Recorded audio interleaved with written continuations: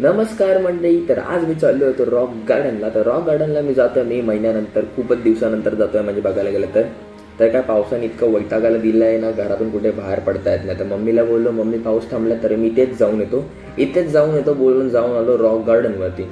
तर काय तिथे पण असा चिखल होता. नंतर काय पुढे गेलो असं एकदम निंजा वॉरियरसारखं, एकदम आपली जीवाची न पर्वा करता.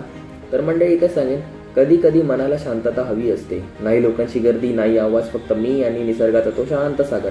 तर हे लाट पहा कसे प्रत्येक वेळी त्या खडकांवरती आदळतात, तुटतात पण थांबत नाही. जणू काही सांगतात तुटलं तरी चालेल पण हार मानायची नाही. तर हे मोटिवेशन घेऊन मी निघालो अजून पुढच्या दिशेने, कारण का आपल्यामध्ये एका जागेवरती शांत राहायची सवय नाही आहे. तर काय चालता येत नव्हतं तरी पण मी एकदम मस्त गेलो. तर येऊ बघा एकदम मस्त, एकदम आपलं रुबाब दाखवतोय मी. तर स्टाईल मारलंच पाहिजे बाई, बघितलं पाहिजे. मुंबईकर इलो असता ना गावात. तर काय मस्त अजून मी पुढच्या दिशेने निघून गेलो. चालता येत नव्हतं कारण का एवढी शेवाळी होती ना, 2 ते 3दा मी पडता वाचलो होतो. तर काय बोलू, तर नंतर मी गेलो त्या पलीकडे. मला पलीकडेच जास्त आवडतं कारण का तिकडे माणसं नसतात जास्त.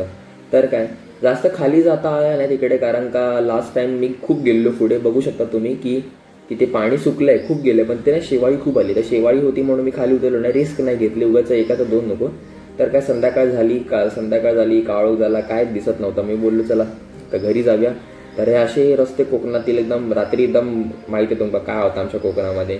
तर काय नंतर मित्राच्या घरी गेलो. जरा जाता त्याच्या कुत्र्याला असं प्रेम केलं, कारण का यो मेलो इलोच नाही, कारण का एका जरा घरी काम होता म्हणून. तर काय घरी आलो, मस्त जेवलो आणि काय झोपून दिलं सर, काय अंतरून टाकलं तसा खाली. तर हा होता माझा आजचा व्लॉग.